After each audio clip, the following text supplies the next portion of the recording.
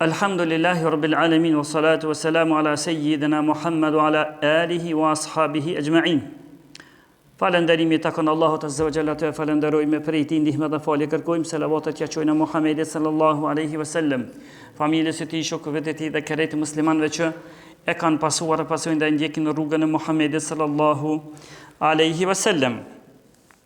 Ne këtu poshtë jemi duke folur rreth 40 haditheve të Imam Neveviut, rreth 40 haditheve të Imam Neveviut dhe kemi arritur tek hadithi i 5. Kemi arritur tek hadithi i 5. Dhe se të fillojna, por normal që hadithi 5, edhe pse kështu me pak fjallë është, po dën pak ma shumë zgjerime dhe pak ma shumë spjegime rreth hadithi, se për çka po flet hadithi dhe çka aludon dhe cilat konde pika hynë këtë hadith, është pak ma i gjonë në kuptim. E na do të pak nështë ma shumë se kësoj rodhe me vazhdu.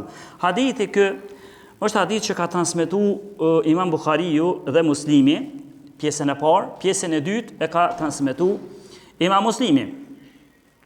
Veç. Ndërsa ky hadith vjen prej Ummul Mu'minina Aishata radhiyallahu anha, vjen prej nënës së besimtarëve. Nënës së besimtarëve Aishës radhiyallahu anha.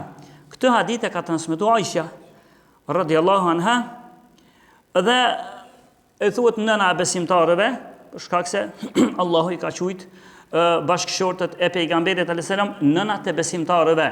Kështu që ka qenë që kanë pas përmend, nuk di këtu apo në vend tjetër, se bashkëshortja e pejgamberit ka qenë që edhe nëse ta kishte lëshu pejgamberi, e ka pas të ndaluar mu martu aja mu asnjëherë.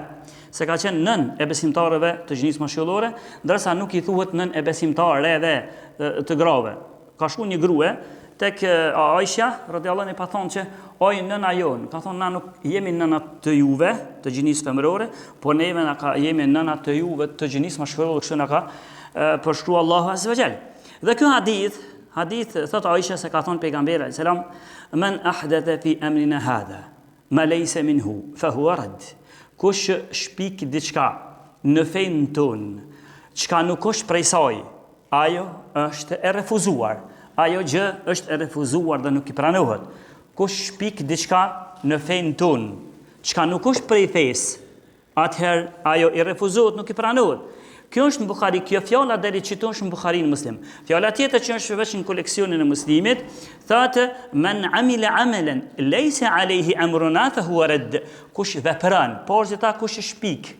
Tash po të pjesa e dytë e hadithit me pak ndryshim të vogël. Kush vepron diçka në fenë tonë, për të cilën vepër s'ka urdhër, nuk është prej fesë tonë, ajo vepër çka e vepron, ajo ati i refuzohet. Pra kjo është konkluza e hadithit për cilin na do të fillojna me fol këtë poshtë. Por kjo hadith, me thonë drejtën, është hadith bazë në dinin islam. Por para se me hynë hadithin, të thojmë disa fjalë rreth transmetuesit të hadithit. Jo keni vërejtë edhe më herët, që çdo fillim të një hadithit, i thëshmi ka pak fjalë, nga pak, për transmetuesin e hadithit, edhe me thonë të kjo është metoda, jo pse unë përbaj e kam shpik i pari, për këtë ata që mirën me hadith, dhe ata hadithologët, dhe këta muhadithinet, kur flasin në zbërtimin e haditheve, po edhe fuqahaja, kur flasin që është në zbërtimin e haditheve, mas pojë ta ka dhënë disa fjalë për transmetuesin e hadithit. Kush është transmetuesi në këtë rast? Ishte Aisha radhiyallahu anha. Aisha ka qenë vajza e Ebu Bekrit. Ebu Bekri ka qenë njeriu më i miri i këtij umeti. Pas pejgamberit alayhis salam është Ebu Bekri. Njëherët ka qenë edhe njeriu më i dituri i këtij umeti, pas pejgamberit ka qenë Ebu Bekri. Dhe kena pas përmend që shumë herë ju ka rastis kur më nai çështje janë ngatru sahabët, s'ken di ç'sh mi bë zgjedhjen ja ka bë Abu Bekri. Në këtë rast për shembull, vdiq pejgamberi asum ju këtë, në rastin më herë që kena pas përmend, që vdiq pejgamberi alayhis salam edhe ju ngatru sahabëve se s'ka të bojna me trupin e pejgamberit. Ku ta varrosmi tash ai vdiq. Njëri të ke pe varrosmi në mimberin e tij. Tjetri të ke jo pe varrosmi në vendin ku ka fol namazin. Tjetri thëke në vërejsat Bakia. Edhe jepshim plot mendime. Kush i rahatoj në mendime këtu? I rahatoj Ebu Bekri. Erdhe Abu Bekri dhe tha, jo tha, unë e kam ndëgju, tha pejgamberi. Po këtë kishte ndëgju Abu Bekri dhe kërkush tjetër si kishte ndëgju. Njeri më i ditër ka qenë me ixhma, ka thonë Sheikhul Islami. Ndërsa i thotë Abu Bekri, jo unë e kam ndëgju pejgamberin që pejgamberët vorrosen atu ku vdesin. Atu vorrosen pejgamberët. Dhe ai ka pas vdek në dhomën e pejgamberit, ka pas vdek në dhomën e Aishës. E ka zgjedh ankas dhomën e Aishës. Kjo tregon edhe një herë me sketat aty në tjerave mund më kuptu për vlerën e transmetuesit të këtij hadithi, për vlerën e Aishës radhiyallahu anha. Aisha ka qenë çika e Abu Bekrit, ka qenë bashkëshortja e pejgamberit sallallahu alaihi wasallam. Aisha një herë ka qenë njeriu që pejgamberi ka dashur për i grave më së shumti, pas Khadijës. Sa ka pas Khadijën nuk është martu pejgamberi me tjetër, pastaj është martu me tjetër vetëm se më së shumti çka ka dashur Aishën këto pas Khadijës. Imam Dhahabiu, një për imamve, thotë se Aisha ka qenë njeriu më i dituri. Ka qenë njeriu më i dituri prej grave të krejt umetit. Kështu thotë Imam Dhahabiu. Sikur me i tubu gratë të umetit krejt. Që ndush pe grave, prej pejgamberit sallam, grave tjera, Khadijës, me qëtë atë sahabijateve të tjera, tabiinijateve, aty në që kënor gjenerat, pas gjenerate, deri në ditët e sotme. S'ka pas në grue më të ditur se Aisha radhiyallahu anha. Për ka qenë shumë njeri i ditur. Kjo grue e pejgamberit, bashkëshortja e pejgamberit dhe transmetuesi i këtij hadithi. Ndërsa një prej sahabive, Abu Musa al-Ash'ariu, thëjke që nëse na rasteske në i herë, që na thëjke për në i hadith mësë me mujtë me o me një konkluz të një hadithi. Kam jamojt, zdishmi kam jamojt. Tha shkëshmi u konsultojshmi me Aishën. Kur dësh pejgamberin.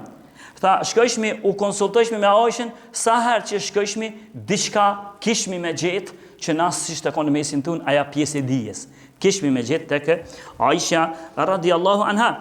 Pra, thëtë Imam Zuhri, thëtë Imam Zuhri, por të ashtë Imam Dhahabiu. Imam Zuhri tashti, thëtë që Aisha ka qenë gruaja më e ditura prej gravet pejgamberit, dhe gravet njerëzimit krejt, dhe thëtë kështu. Me marë diturin, tash e thëtë Henez më ndryshkë, me marë diturin e krejt grave, apo krejt gravet këti umeti, gravet pejgamberit krejt, dhe gravet këti umeti krejt, me marë me të bu. Me një ven, edhe me qitë më peshore me dijen e Aishës, thëtë dija e Aishës është me e madhe. Imam Zuhri po thëtë është, imam i madhe. Për krejt gravet e këti umeti, mi të bu me një anë, hajde që ka të dini jo për dije, Aishën me një anë thëtë, Aisha ka ditë, dija e saj është me e madhe. Ndërsa si hadithe, kur i të banë në për koleksionet e haditheve, se sa hadithe i ka mbledh Aisha, ose so i ka thonë, aja ka ditë shumë, po so i ka thonë që ja ka transmetu njerëzve, ja kanë të bu numri i haditheve është 2210 hadithe. 2210 hadithe, do në Bukhari Muslim, do është në Bukhari, do është në Muslim, do në koleksionet të tjera, pro 2210 hadithe ka transmetu. Dhe të tjera që ka ditë, po këtu ja kanë të bu Aishës. Ajo ka vdek në moshën 66 vjeqare është varrosë në varresat e Baqias. Në moshën 66 vjeqare. Aisha radhiyallahu anha, Allahu azza wa jalla ka zbrit ajete për Aishën. Allah ka zbrit ajete për këtë transmetues të këtij hadithi të Aishës, ka zbrit ajete kur janë nisën munafiqat, hipokritët, ata që u paraqishin si jemi musliman, në fakt nuk ishin musliman, kur ja fillun me shpith për Aishën. Thanë që Aisha që kja thanë, kjo më do këtë ka bote, shka me një sahabi, janë nisën me shpith. Si u bejmë një selulje me strategjinë e ti. Edhe tha, janë nisën, kjo ka bote, shka me një filan sahabiju, ishte i e gjatë ka dhe në herë tjetër, po ka bote, shka? Shpeklojmi. Edhe Aisha nuk di shka po bote, histori e gjatë, përshkurtoj për shkak të vitë që na duhet një najt komplet. Ndërsa, Allahu zbriti ajete ankas, që kjo është e pastërt. Allahu, prej mbi 7 qiej, po zbret ajete ankas për Aishën.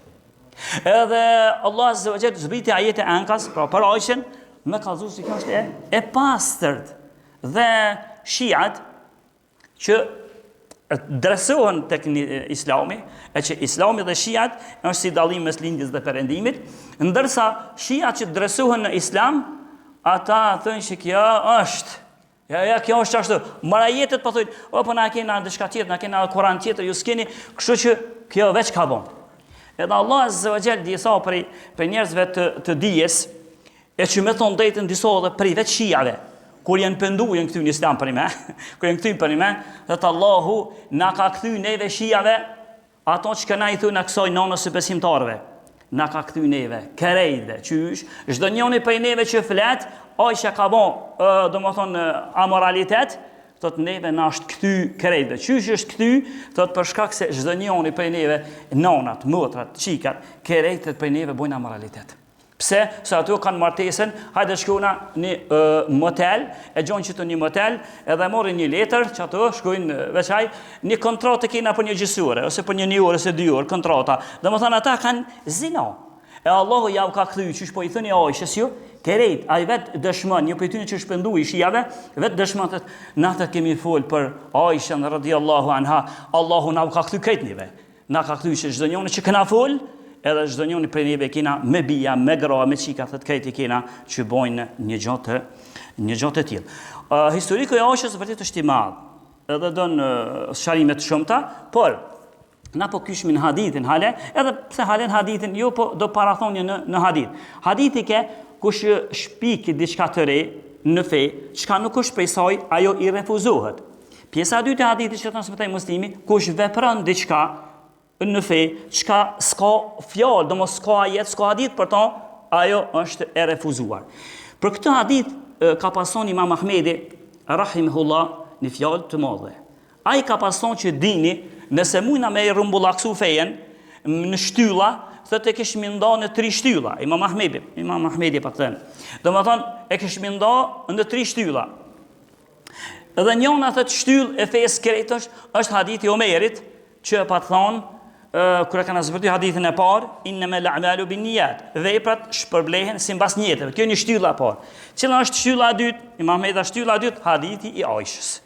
Men ahdatha fi amrina hadha ma laysa minhu fa huwa radd, kush shpik diçka të re në fe, çka së shpresoj, ajo i refuzohet. Ajo nuk i pranohet, kjo shtylla e dytë, edhe shtylla e tetë është hadithi që vjen prej Nu'man ibn Bashirit, al halalu bayyin wal haramu bayyin. Halali është i qartë, edhe harami është i qartë. E në mesin e tyne tani ko çështjet e dyshimta, ato i din pak njerëz. Dhe hadithi është e nëzëma më i gjatë. Imam Ahmedi dini krejt në 3 shtylla mbështetet. Dhe një prej 3 shtyllave çka tha, është hadithi i Aishës që na kena me tonë këto. Ndërsa Ibn Hajar Asqalani, një dietar i madh, sigurisht keni një emrin e tij se sa e përmendi kështu, Ibn Hajar Asqalani, ky thotë se thotë yuslah an yusamma nisfu adillati shar'a. Ky hadith për cilin na do të flasmi. Hadithi i Aishës ky pranohet, bën me thonë se është gjysma e argumentimit të fesë krejt. Gjysma e argumentimit të fesë është hadithi i Aishës. Kështu thotë Ibn Hajar Asqalani. Saadi thotë një 2 hadithe janë bazat kryesore të dinit. Thotë Saadi, që është pronari i tefsirit Saadit, që unë Saadi këshilloj të ri që kur të nisin tefsir, le ta nisim me tefsirin e Saadit, kjo është ma e qelluara, se është pak ma i shkurt. Mos me hin tefsiret të gjata, që për shembull tefsiri Ibn Jaririt ose Ibn Kathirit pak ma i ulët ose të tjerë, mos me hin si po në tefsirin e Saadit. E pronari i këtij tefsirit, Saadi ky thot për këtë hadith, thotë dini krejt sillet rreth 2 haditheve. Argumentimi krejt i fesë është në 2 hadithe kryesorja. Cilat janë ato? Thotë hadithi i parë është innama al-a'malu bin-niyat, veprat shpërblehen sipas niyeteve. Por këtu thotë hin çështjet e fesë si të jashtme, si të brendshme, të dukshme, të padukshme, ato usulet, i thojnë bazat e fesë, edhe furu'et, ato degëzimet e bazave të fesë, krejt të hinë që të 2 hadithe. Cili, thotë innama al-a'malu bin-niyat, veprat shpërblehen sipas niyeteve, edhe hadithi i Aishës, men ahdatha fi amrina hadha ma laysa minhu fa huwa radd. Kush shpik diçka në fe, çka së shpesoj, ajo ati i refuzohet. Apo e vrejnë se dietarët çfarë vlere i dhanë këtij hadithi, për cilin na kena me fol, për të tani ka shumë për të nxirur këto, kjo ishte hyrja në hadithin, e vazhdojnë këto herën e ardhshme, inshallah. Lutë Allah të na falë dëmshirën, lutë Allahun azza wa jalla me pejgamberin xhenetin, ata kanë qulu qouli hadha, astaghfirullah li wa lakum.